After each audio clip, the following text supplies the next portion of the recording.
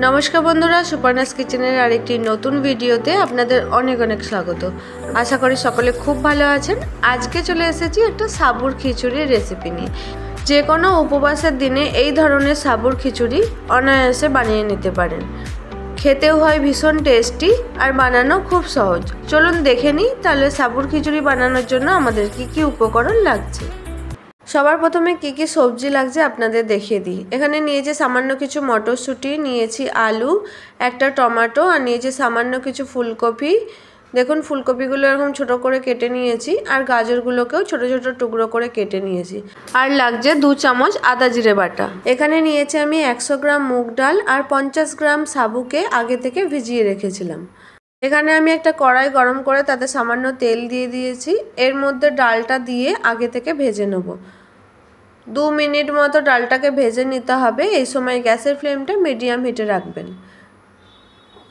দেখবেন ডাল থেকে একটা সুন্দর গন্ধ আসছে, সেই পর্যায়ে নামিয়ে নিতে হবে। ডালটা আমার এখানে ভাজা হয়ে গেছে, এবার নামিয়ে নিচ্ছি। এবার ওই কড়াইয়ের মধ্যেই আরও কিছুটা তেল দিয়ে একে একে সবজিগুলোকে ভেজে নেব। সব সবজিগুলো আমি এখানে একবারে দিয়ে ভেজে নিচ্ছি।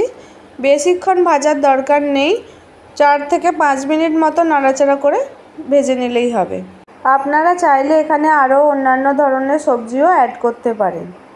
আর সাবুর আরও অন্যান্য রেসিপি আমার চ্যানেলে আছে, যদি চান দেখে নিতে পারেন। লিংক ডেসক্রিপশানে দিয়ে দেবো। এখানে দিয়ে দিচ্ছি স্বাদ মতো নুন, দিয়ে নাড়াচাড়া করে নামিয়ে নিতে হবে। এবার ওই কড়াইয়ের মধ্যেই দিয়ে দিচ্ছি 1 টেবিল স্পুন সরষের তেল। আমি এখানে সরষের তেল ব্যবহার করছি, আপনারা চাইলে রিফাইন্ড অয়েলও ব্যবহার করতে পারেন। দিয়ে দিচ্ছি একটা শুকনো লঙ্কা, তেজপাতা শুকনো লঙ্কাটা নাড়াচাড়া করে এখানে আমি দিয়ে দিচ্ছি কেটে রাখা টমেটোটাও খুব ভালোভাবে ভেজে নিতে হবে। মিডিয়াম হিটে টমেটোটাকে 2 মিনিট মতো নাড়াচাড়া করে নেবেন। টমেটোটা ভালোভাবে ভাজা হয়ে গেলে আমি এখানে দিয়ে দিচ্ছি আদা জিরে বাটা। আদা জিরে বাটাটা দিয়েও ভালোভাবে ভেজে নেবেন, যাতে আদা জিরের কাঁচা গন্ধটা চলে যায়। ভালোভাবে নাড়াচাড়া করার পর এখানে আমি দিয়ে দিচ্ছি 1 চামচ হলুদ গুঁড়ো, 1 চামচ লঙ্কার গুঁড়ো, দিয়ে দিচ্ছি স্বাদ মতো নুন আর খুব সামান্য পরিমাণে চিনি এখানে আমি অ্যাড করছি। আপনারা যদি একটু বেশি মিষ্টি খেতে পছন্দ করেন তো একটু বেশি চিনি এখানে দিতে পারেন। এবার সবকটা উপকরণকে খুব ভালোভাবে নাড়াচাড়া করে এখানে আমি খুব সামান্য পরিমাণে জল দিয়েছি।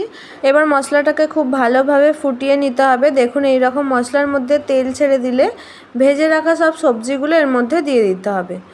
সবজিগুলো দেওয়ার পরেও খুব ভালোভাবে নাড়াচাড়া করে নেবেন 2 থেকে 3 মিনিট মতো। একটু ঢাকনা দিয়ে ঢেকে সবজিগুলোকে ভালোভাবে কষিয়ে নেবেন। সবজিগুলো খুব ভালোভাবে কষানো হয়ে গেলে এখানে আমি 3 কাপ পরিমাণে জল দিচ্ছি।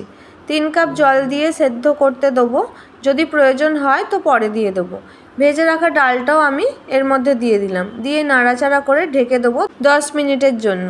যখন দেখবেন সবজিটা অর্ধেক সেদ্ধ হয়ে গেছে, ঢাকনাটা খুলে একবার নাড়াচাড়া করে এর মধ্যে দিয়ে দিতে হবে আগে থেকে ভিজিয়ে রাখা সাবুগুলো দেওয়ার পর খুব ভালোভাবে নাড়াচাড়া করে নেবেন। তারপরে যদি মনে হয় যে জল প্রয়োজন, এখানে জল দিয়ে দেবেন। আমি এখানে 2 কাপ পরিমাণে জল ব্যবহার করেছি। জল দিয়ে আবারও ঢেকে দেবো 10 মিনিটের জন্য। ফিরে এলাম 10 মিনিট পর। দেখুন আমাদের সাবুর খিচুড়ি প্রায় রেডি হয়ে গেছে। সবার শেষে আমি এখানে দিয়ে দিচ্ছি 1 চামচ গরম মশলা, সামান্য কিছু ধনেপাতা আর 1 চামচ ঘি। ব্যাস, এবার নামিয়ে নিলে রেডি সাবুর খিচুড়ি। আজকের রেসিপি আপনাদের কেমন লাগলো আমাকে জানাতে ভুলবেন না। যদি ভালো লাগে একটা লাইক, কমেন্ট, শেয়ার এবং চ্যানেলটি সাবস্ক্রাইব করে পাশে থাকার অনুরোধ রইল। ফিরবো আবার নতুন কোনো ভিডিও নিয়ে। ততক্ষণের জন্য সুস্থ থাকুন, ভালো থাকুন, সঙ্গে থাকুন। ধন্যবাদ।